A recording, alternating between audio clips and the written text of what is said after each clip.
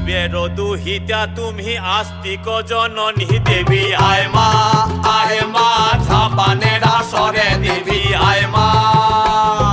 শিবের দুহিতা তুমি আস্তিক জননী চরত কাঠ মুনির পত্নী বাসকি ভগিনী দেবী আয় মা ঝাপানের আসরে দেবী আয় মা ঝাপানের আসরে তুলায় পড়ে কাতর হয়ে ডাকছি তোমারে দেবী আয় মা।